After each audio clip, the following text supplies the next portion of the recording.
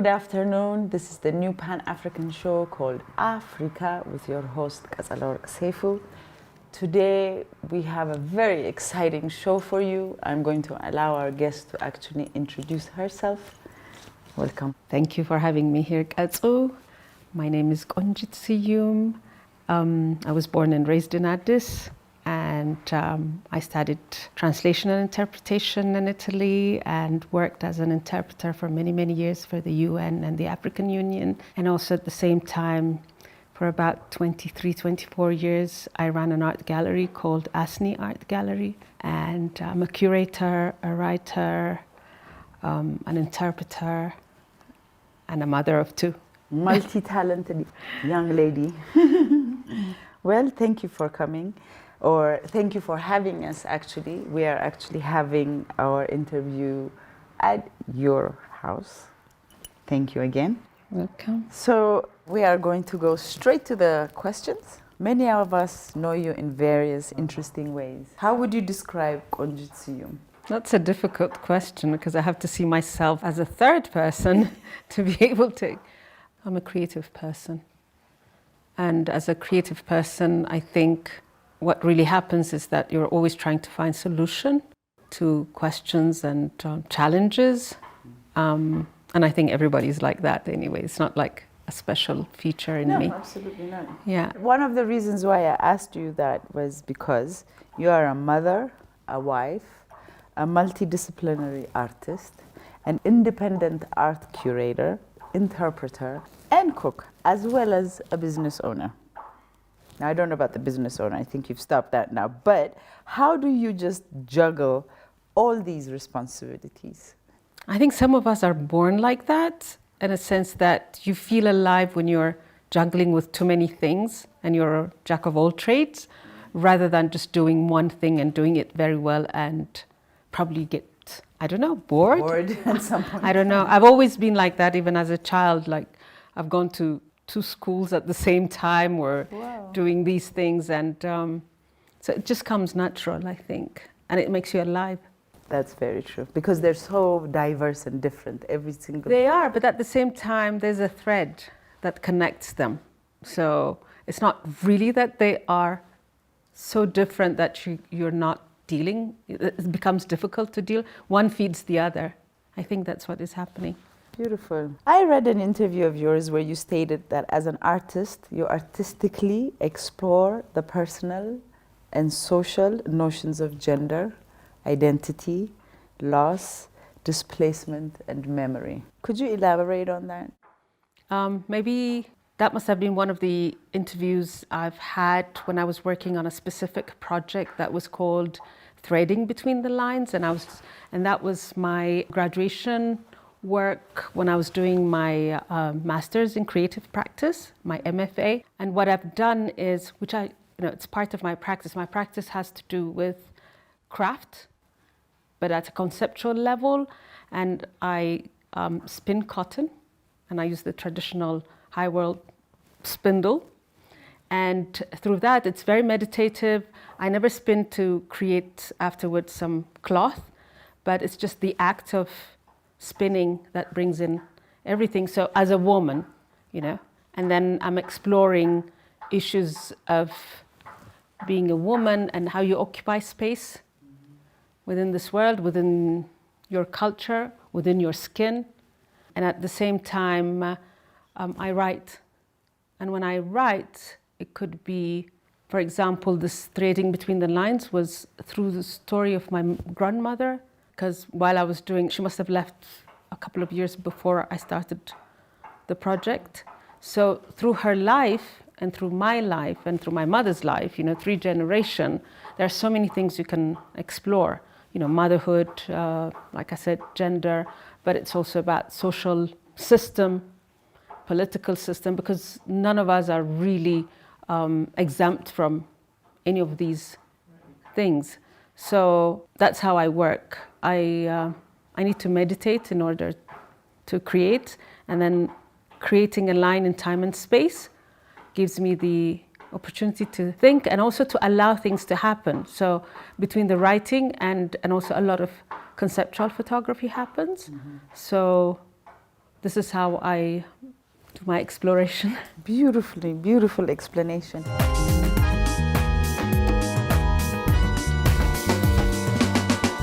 I'm going to go to my next question. Now, this next question has something to do with your interpreter. Can you describe interpreting? As an interpreter, have you ever heard something that you've never interpreted? Well, that happens very often. Right? I didn't know if you could, if you're allowed to even have that conversation. Interpretation is very, very, very interesting as work because it's kind of crazy because you're speaking at the same time when your speaker is delivering the speech in another language, and you're, literally at the same time doing it.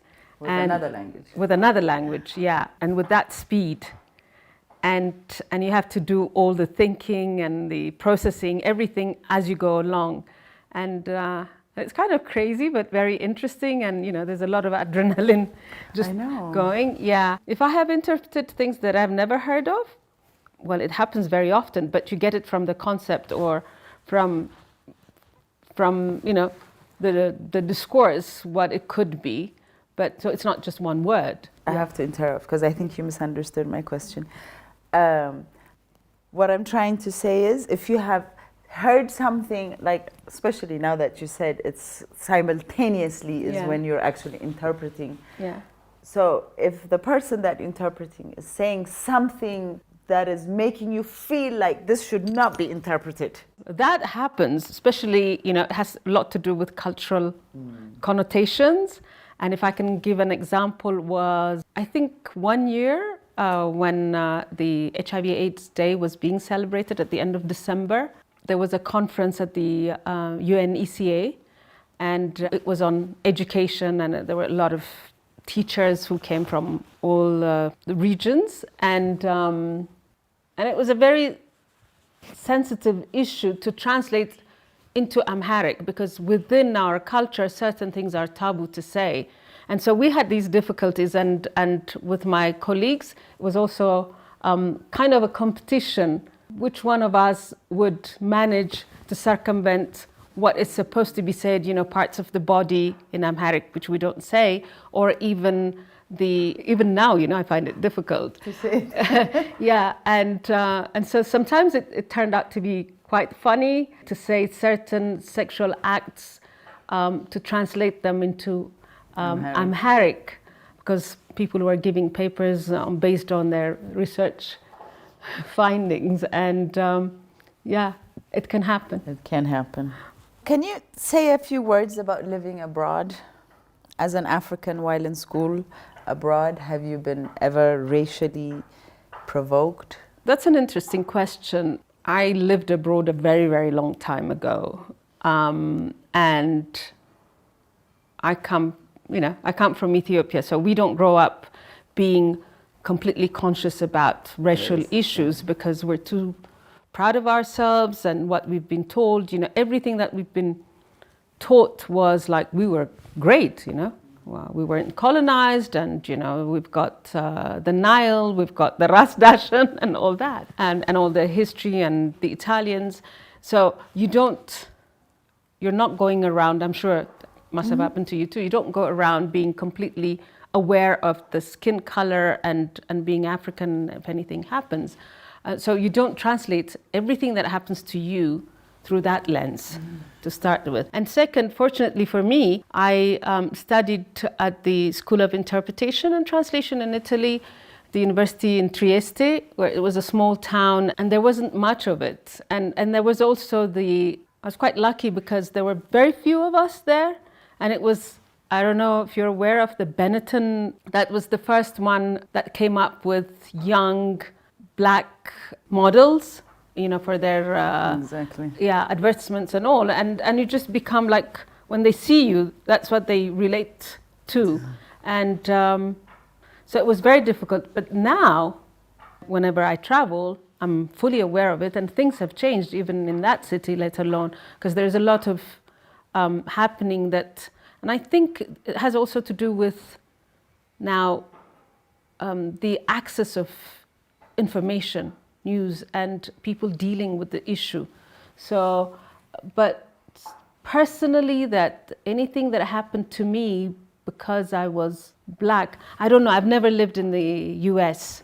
I guess US is different, isn't it? I think it's different, and and I haven't, lived and worked in the UK either, or in France. So I'm not saying that it doesn't exist. It does exist, and it didn't happen to you. Personally, that lucky. I could, I was quite lucky. So, and then also being, someone who works with languages and who works with art, the way you're navigating the world is different. But I think what really helps is like where you grew up and how you grew up gives you that strength as well.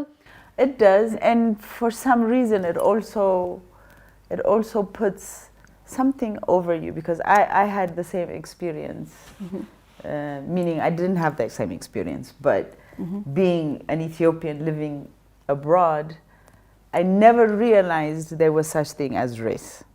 Meaning I never saw anybody differently than myself till it was done to me. And then I didn't quite get it either till another African American actually had to point it out to me. The reason why that person didn't do this is because you are this. And I'm like, excuse me? And I had to go back and confront that person. Yeah, and you probably thought like the guy was just a bad person. Exactly. It's a negative person who's doing that, so you don't realize it. But I want to mention that for me and for many of us abroad in the 80s was the famine issue. And like when you say you're Ethiopian, and then automatically the Band-Aid and are your parents okay? And then also they make that distinction because you're coming from a country where everybody is starving. And then they create that kind of status for you. It's quite hard, especially once you realize that you weren't accepted or nobody wanted to talk to you because of your color. For us especially, it takes us back. It kind of goes, did that just happen? Because, living in Ethiopia, you're raised with both. It's not like you were so isolated that you never got to see anybody else outside of Ethiopians. So when you actually go abroad and you're still in that same circle, let's say, because they're all different people, when you still get hit with that racial comment, or let's leave it at comment, it still takes you a while. Is all I'm trying to say. I think it has a lot to do with being Africans, not just Ethiopia. You're coming, there are like 53 countries, and we don't define ourselves with the skin color. Exactly. A Nigerian is a Nigerian, and that's how you navigate the world. An Ethiopian, it's the same. So it's when you go abroad in Europe and in North America that the first thing that defines you becomes the dark color of your skin.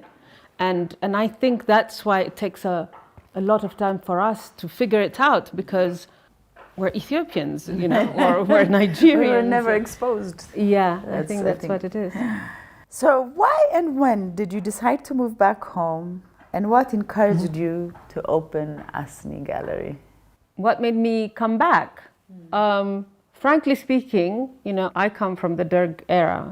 I grew up during the Derg era. I never wanted to leave, but we had to leave, and I was one of them who left. What made me want to come back? I've always wanted to come back. So as soon as there was the opportunity, I think in 1991 there was a change of regime, and by January 1992, you're back. I was back, and then I started looking for a job, and for 2 years I worked in a place called Pawe, which is now it's within Benishangul, but at the time it was within Godjam, and it's like 60 kilometers from the border with Sudan. And then, for me, coming back wasn't an issue, and there were very few of us from my generation who had come back and settled right away. And I loved living with my grandmother, and it was home. Wherever you go, it was home. So that wasn't difficult. Why I opened the gallery? It just happened.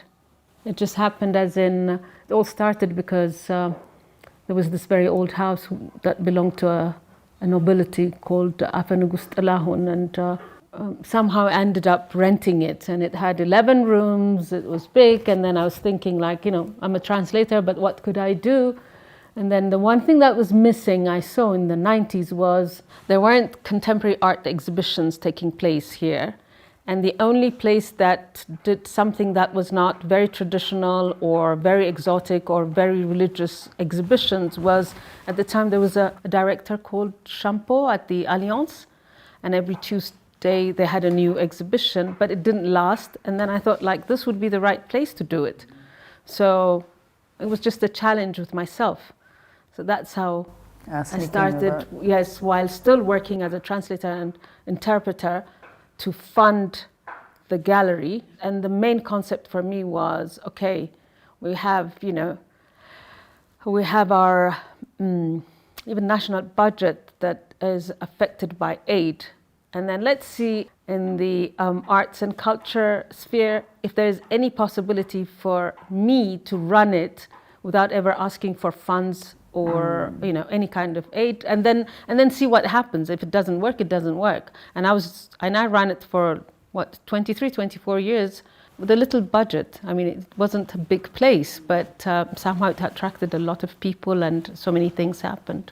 Obviously, it's the next question is going to be, where's Asni today? I really love this question because I get asked all the time for the past 3-4 years. And I find it very fascinating. Like, Asni, physically speaking, it doesn't exist, but mentally, emotionally, it still does, and it still makes sense, and there's no separation from it. What happened to it? I think everything has its own life cycle, and I opened it in 1996. Wow. In the old house, and at the time, like, that was the very first initiative, taking a historical house and turning it into a public space.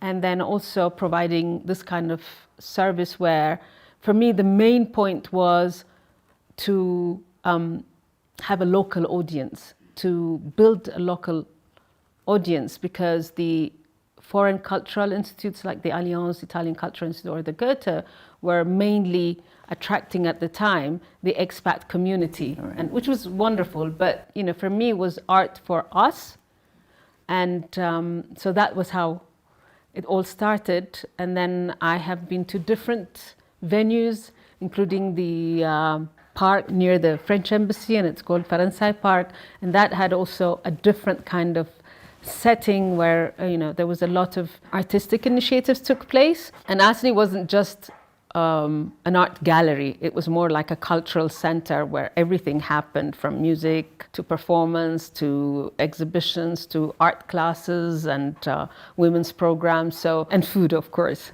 a lot of food.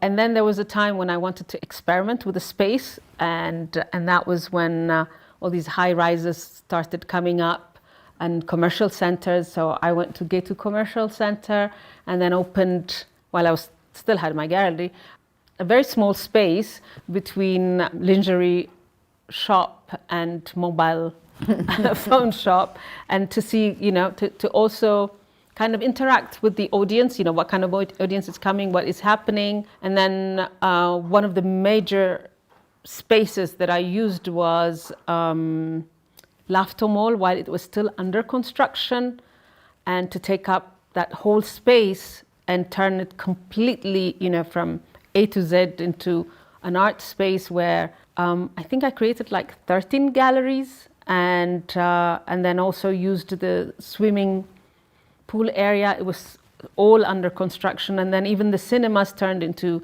video showcasing places. And so Asni has been evolving. And then there was the Arat Kilo space. What happened to it? I think as long as I'm alive, I don't think anything has happened to it. What has happened is, like, it has evolved, and everything has its own cycle. It comes and it goes, and I'm just waiting now what Asni wants. What's next? Yeah, so that's what it is.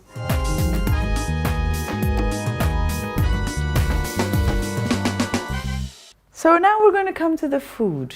If anybody does not know about Konjit and food. You're about to find out. How do you see and use food? Can you use food and nutrition as a means to address social, economic, and political issues? Definitely. Food is political, of course. Right. It has always been part of my artistic practice. And it's through food, like through spinning, through food, I've always tried to express what I want to say or try and address some issues. As far as the gallery was concerned, I cooked once a week in the old days, and I only cooked vegetarian food, whether, and the reason why, and then afterwards, through time, the last venue I had a separate cafe and restaurant, and the food was vegetarian. The reason why it was vegetarian wasn't to be trendy or anything. For me, it was to bring people together, irrespective of their religion or beliefs or anything. Then you could come and around. Eat together. Yes, and eat together. And in terms of my artistic practice, I've used it also to raise social issues. Mm-hmm. Like, for instance, there was a time when I conducted a research in hospitals, and for me, it's still a mystery to me why hospital food has to be really bad when it's there that we really need it most, as part of medication and also as part of making the patient feel that they're being taken care of. Right. And yet, it's not a phenomenon that happens only in Ethiopia, but even in the Western world where they're really advanced, and I have also been in one of the hospitals, food is not given that much importance. So one of the researches I did was at the Emmanuel Hospital, where I cooked and stayed in the kitchen for a few months and came up with and studied the menu. And I went around also looking at other hospitals and to see what can be done. And fortunately for me, I went back a few years later and I saw at Emmanuel, they've made some changes in terms of what to give and how to do it. And I think it was in 2018 or 19, I was even asked, I was even invited by the Ministry of Health to kind of work with a group that was looking into the food aspect of hospitals. And also I've done a lot of performances in terms of how we could include fresh vegetables and fruits, and also really understand, even though we don't have money, that doesn't mean we can't feed people well. It's about management, and then also in many hospitals, it happens that you're getting pasta with tomato sauce and a piece of bread, and then and then how do you make it nutritious, and when do you feed your patients? So I've been working around it, and even my artistic practice has been going through that. And apart from that, for instance, when there was a time when we had, I think it was some festival and conference, I don't remember exactly the title of it, but it had to do with the Nile Basin countries. And then my performance had to do inviting the Nile Basin countries, the major ones like Sudan, Ethiopia, and Egypt, those people who came to participate, to ask them to cook together. And I chose lentils because I think the Egyptians called their city Misr. And I thought Misr must have come from there. And then so we cooked together and then discussed. And if you come, in Amharic there's the expression ka'andwans. So if we are from one river, so there is no frontier. And so these some of the things that I've been That's very doing. nice. Or creating these events whereby you have to share your food and insist on how we do it is already there. We don't need to invent anything. Our injera is a circle one, and then you have to eat it together, and you're eating it with your hand, which means also it has that tactile aspect of it. And then of course we're feeding each other also with the gursha. So these things need to be really thought through as a means to address whether it's political or social or economic issues. So it'd be interesting to see them now, because like now after the COVID, after 2019, a lot of the things that we're used to doing, we are not really supposed to do. And one of them being eating together. You know what I mean? So especially when you go to the hospitals, this aspect, I think they need more than we outside people need. This togetherness, this eating together, hugging, kissing. So how do you think they've been able to cope, especially at Emmanuel? How are they able to cope? Probably if they're in the same hospital, they're all together, so it's okay for them to eat together. But now with this situation, this eating together, because I think it's one of our most important aspects of our culture, the eating together part. You know, and like you said, gursha. You know, all of this, how do you think that has affected, this is overall, as humans, how it has affected all of us that usually used to do all of those things together, psychologically?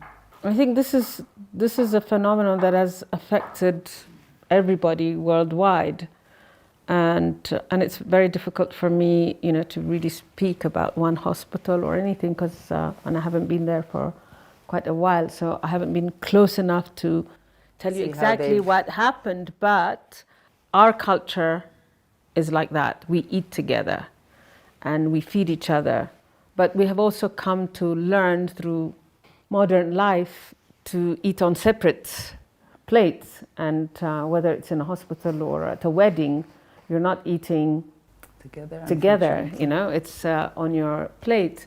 I don't think it changes us, like what has happened with COVID, because it's part and parcel of your being, the way you deal with food. But at a human level, of course, it's been very, very difficult, drastic. It's not just about the food, you know, nobody even comes close to you, or we don't go close to each other. And I think that's not just at the level of food, but I think it's not about the culture that we are practicing. It's on a human level for all of us. I mean, I've had COVID, and for 2 weeks I had to be isolated, and then, but I was lucky enough, like it wasn't really bad because I had already had even the booster.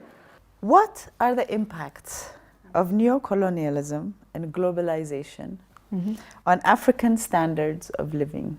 Can we give an example of neocolonialism on Ethiopian coffee production? Yeah, in terms of coffee and its history and how it's happening, it has always fascinated me. It's like any other product, like if it's cocoa or coffee, you know, anything that comes from here, from Africa, and then how it's used. For example, not just how much a coffee costs, a cup of coffee costs, but the tradition, the culture of coffee. If you go to Europe, and I'm just taking an example, like even in Italy, they're known for their coffee, but they don't produce coffee. But they can take it to a different level. And then when you see the relation, you know, with Ethiopia, fortunately for us, I think it started in the 90s, and then especially from the 2000 onwards, that it's acknowledged as Ethiopian coffee. Okay. I remember when I was a student in Italy, all coffee came from Brazil, which was not true, because I used to give Amharic lessons to the Italian man from the Illy coffee company who used to come and get coffee from here. So they had found me, and I was giving Amharic lessons to the man. But it was never acknowledged or mentioned in their pamphlet? Yeah, anyway. Because coffee was coming from Brazil, and then also like the mentality at the time was, you know, this was just a poor country, and there was famine. So it starts with that, and then we know about what happened with Starbucks. And on one hand, it's very beautiful that now, you know, Ethiopian coffee is everywhere, and you see it packed and all that. But what is the really happening? Has it really? It's our gold, but has it really changed our economic status? Right. Do we really have the power to negotiate and fix the price and make it that is not affected by how the European and the Western market defining it. But it's the same, you know, whether it's gold, whether it's diamond, whether it's coffee, whether it's cocoa. How come, you know, it's Switzerland that produces the best chocolate or Belgian chocolates, but where does it come from? And it's the same thing with coffee. So, and then we're supposed to be the country where coffee comes from, but how far have we come? Yeah, how far have we taken it, and can we really determine the market? So history has it the same way as it had it before. So nothing has really changed currently? Well, like I said, it's recognized, but you know, I'm not the specialist and I'm not an economist and I don't know. But yeah, it's we're known for our coffee. But it hurts to see also, like, you know, it's this whole thing about fair trade and we're being helped, and you know, your coffee has a special section. Exactly. Yeah, but there wouldn't be any coffee without our coffee. Think about it. I know. I don't know if I made sense. So, my dear Konjit, this is going to be our last question. Can African artists be enabled to find a global audience and a customer base without any middleman? What do you mean when you say middleman? Who are you thinking of? The middleman being, how do you say it? Art dealer, gallery, what? I guess Curator? it's an art, no, it's either an art dealer. How would you say a dallala? Because usually there's always a middleman. It's not the artist and the buyer that actually meet. Yeah. For the most part, an artist, if I wanted to buy, for me, if I don't know you personally and say, okay, Konjit, I'm ready to invest in one of your pieces, so me and you communicate. But usually there's another person that's behind you that I have to communicate with to buy your art, your pieces.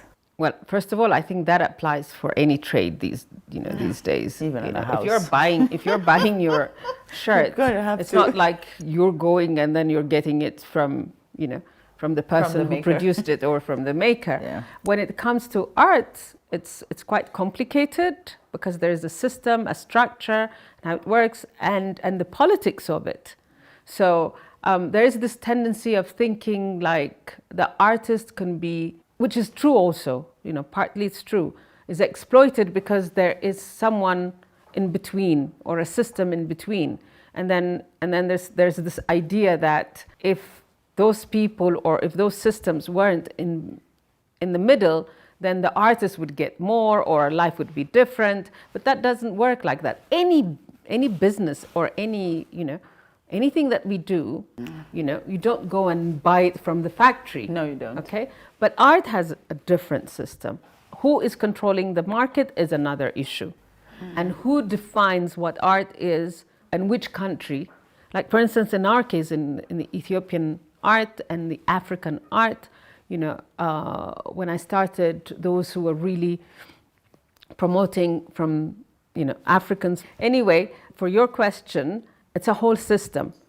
Currently, the art market, the Western art market, is also focusing on art from Africa and the diaspora. It had been before from Asia, and before that, it's no longer just from the West. Right. So that's an opportunity at this, and then, but for the African artist or the Ethiopian artist to be on world stage, you need all that system that works.